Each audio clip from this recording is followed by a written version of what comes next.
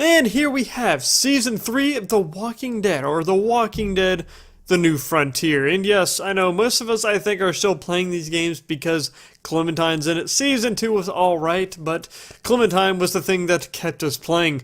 But, wait. We don't play as Clementine, random nothing that said nothing? Oh, well, I guess I'm not playing these games. Never mind, I'm leaving. What's the point? Alright, so I'm back. Yeah, I played the 2 episodes and they're not as bad as you'd think. In my opinion, I think a lot of people are butthurt that we still don't play as Clementine, but nonetheless, let's get into the review of The Walking Dead, The New Frontier. Alright, let's start with the positives. I actually like the new cast of characters. While we don't play as Clementine, her character in this game is amazing. I'll talk about her in a minute. Javi so far is a pretty good protagonist, not a Lee level protagonist, but I do like him as a whole. The rest of the characters, especially Jesus, is the most standout and likable, not just because he's part of the actual show, but he's just freaking badass in this game. And the rest of the cast I did learn to care about in the first few minutes of the game.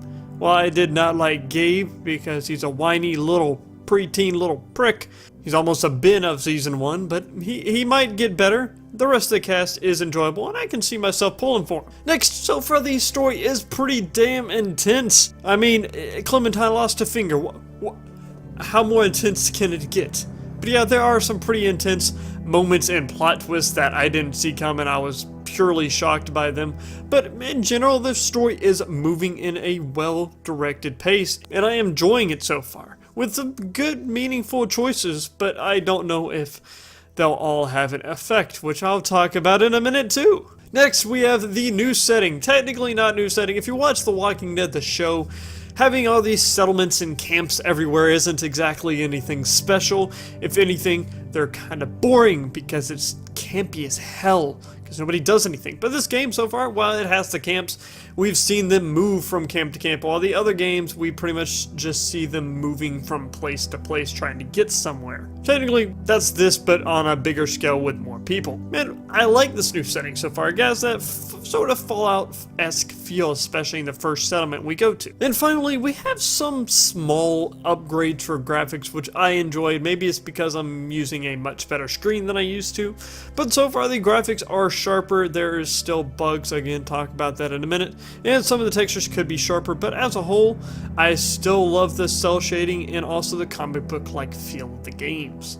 But now, let's get into the neutral things. Also, if you notice, I'm not using gameplay. If you want to know why that is, well, there's not a whole lot of anything I can show without spoiling anything or it being extremely boring, which most likely the gameplay I'm going to show is probably them walking around talking about stuff that doesn't matter.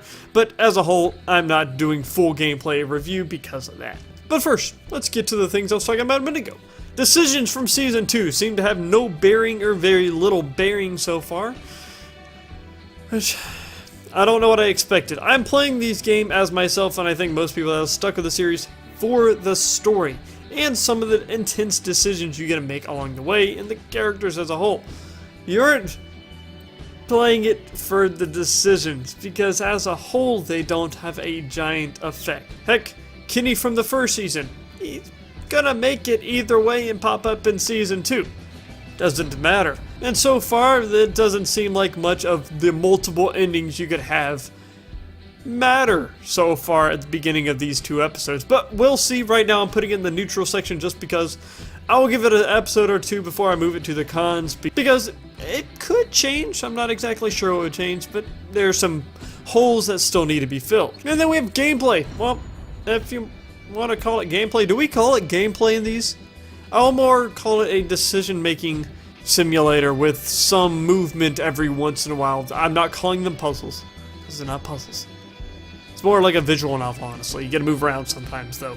And as a whole, it's nothing special. QuickTime events, honestly, when I was playing with a controller, I don't know if the buttons were messed up on the controller, but I didn't push the button half the time, and the QuickTime events happened anyway. So it's like, okay, why am I here? But yeah, the QuickTime events, pointless. Decisions are pretty intense and make you think really fast about what you want to do, and that's the big thing about this game. Whether the decisions have a giant impact or not, it's still pretty intense in the heat of the moment and kind of enjoyable. But yeah, gameplay as a whole isn't the greatest thing in the world. Then we have Clementine. The big thing, like I mentioned, why we're here. Most of us are here because of her and her growth. We want to see her grow, and so far, hell yeah, she's grown. She is badass. But a reason I am not too mad about not playing as her. Yes, I know people are butthurt about it, but by the fact that first game, we see her grow up with Lee. We see her growth, and then the next game, we get to play as her.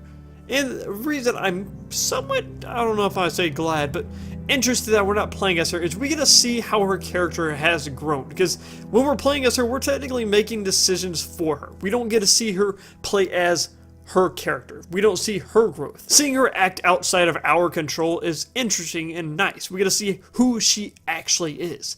And she is badass, and I love her as a character. But yeah, I can see why some people might be mad we're not playing as her, but she's still part of the story. She's going to be most likely through the entire thing, and some could say, oh, she's gonna die at the end because we're not playing as her. Maybe. I think that would be honestly a very dumb choice. Be damn tear-jerking at the end, but dumb on their part, because they should know Clementine's the thing that is really bringing the lifeblood to the series. Unless you have some great characters that can lift it up by the end. So far, I haven't seen one of those characters. I think keeping her alive is the best choice. And what all these games are known for. Beautiful glitches. I personally didn't have any glitches, except for one that was actually pretty hilarious. Jesus, that character comes along, he introduces himself, and after he says, I'm Jesus, I actually tied him up. Spoilers. Just one. It's not even that big of a deal. That choice didn't matter. But yeah, I told him to tie him up, and then as he turned around and said, my name's Jesus, his hands were unbinded and he walked away. That was pretty funny. But I've seen other people's gameplay, and they've had little glitches, head shaking randomly, and yeah, the big thing is it takes away from the immersion of this game, which is supposed to be the tone in the story that pulls you in. If stuff like that happens, it kind of pulls you out a little bit. So, that's still. Episodes 1 and 2 are very short. Honestly, I think they just wanted to pad the 5 episodes for some reason and say, oh man, we still have 5 episodes. What do you want, people? Even though there's basically one episode, with episodes 1 and 2 both being about an hour. Which episodes, honestly, even that's pretty short. I would say as a whole, a full episode should be 3 to 4 hours. As a whole, these maybe 2.5 if you want to stretch it. So, they're kind of short, even though, again, they were both released at the same time. They're still. And this last problem, something that's been around for a while in almost all of these games, is the Mass Effect and Fallout 4 like decisions or choices for dialogue. Very vague. And I watched somebody play and chose a decision, and they said something completely different from how they, a little more intense than what they wanted to say. So yeah, dialogue could be better.